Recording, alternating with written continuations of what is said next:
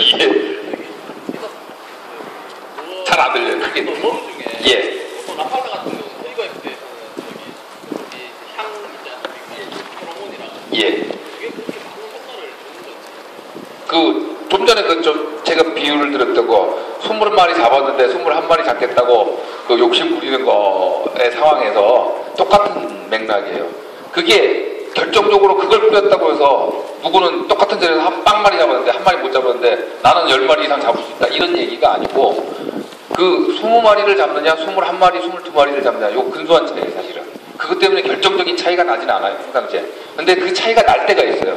그게 언제냐면 토너먼트 상황 그 다음에 겨울 요 두 상황에서만큼은 차이가 납니다. 분명히 입질을 더 먹게 해주는데 도움을 줘요. 그거는 이제 평상시 입질이 왕성한데 그거를 먹을 원리는 거의 없습니다. 그 냄새 때문보다는 동작이나 자기 그 루어의 모양, 색깔 이런 것 때문에 먼저 댐이지 그 냄새 때문에는 아니에요. 그 다음은 꾸준히 그러니까. 그렇기 때문에 근데 반면에 그 예를 들면은 우리가 웜도 쓸 때 보면은 거의 생미끼처럼 표현을 할 때가 있죠. 안 먹겠다고 하는 거, 리액션 바이트도 안 먹고 다 안 먹을 때 딱 정말 코 앞에 대주고 먹을 때까지 기다려주는 거예요. 이런 상황. 이런 상황에 절대적으로 도움이 돼요. 그건 맞습니다. 저 예전에 제가 지금은 토너먼트 안 한 지 오래됐지만은 예전에 경기 뛸 때 반드시 그걸 챙겼어요. 뭐 페로몬을 쓴다, 뭐 아니면 새우향을 쓴다, 가재향을 쓴다. 종류는 많아요. 뭘 써도 상관은 없어요. 뭐 거기서 물론 이제 성능 차이는 다소간에 있겠지만은 중요한 건 근본적으로 없다라는 거는 굉장히 불리하다는 점이에요. 플라스틱 냄새가 나기 때문에 베스는 우리는 그걸 다 맡아낼 수 없는데 베스는 화학 제품의 냄새를 다 맡아요. 심지어 베스의 그 냄새 능력에 대해서 어떤 연구 결과까지 있냐면은 우리가 그 아침에 이제 로션 바르는 거 또 그 뭐라 그러죠? 선크림 발라서 이제 하고 손에 묻었는데 그걸로 몸 만지면 그 냄새까지 다 구별하면 큰 개체일수록 또 그게 더 심하고 어린 개체와 큰 개체의 감각 능력 차이가 굉장히 많이 나요. 그래서 큰 베스들을 노리는 사람들은 사실은 그런 거 굉장히 조심해요. 담배도 안 돼요. 담배를 피워도 이 오른손이라는 게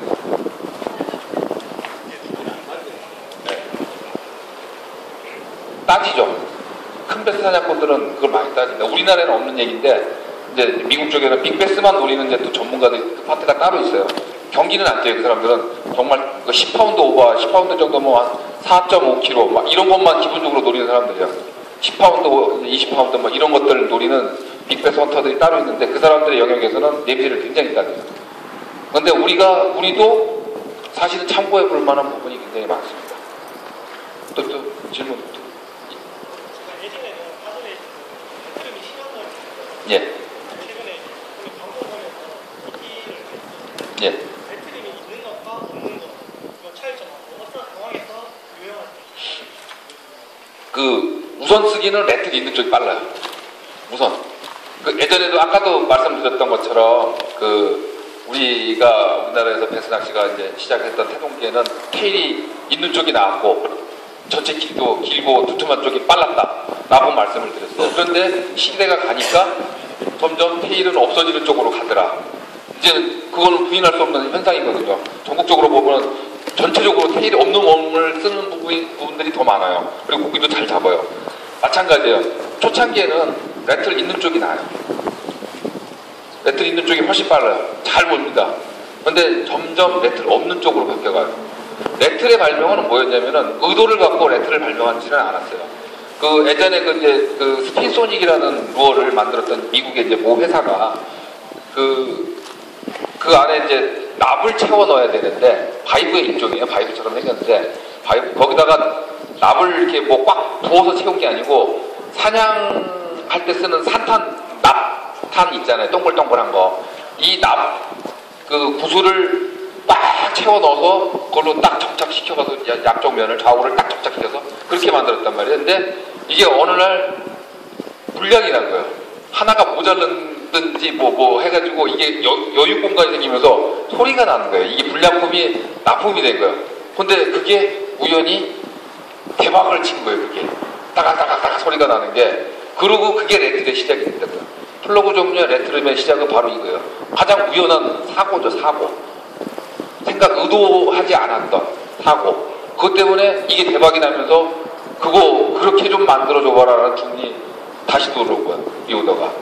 그래가지고 그게 대량 생산으로 들어왔고 전 세계로 퍼진 거예요, 그 시스템이. 그런데 해보니까 어느 날 그게 인기가 없는 거예요. 왜냐? 너무 시끄러우니까. 주말만 되면 이 시끄러운 노래에 아주 죽겠으니까, 밴드가. 이제 그랬는데 그 해법을 찾고 다시 원점으로 가보자. 레틀 없는 거. 해보니까 먹힌단 말이에요.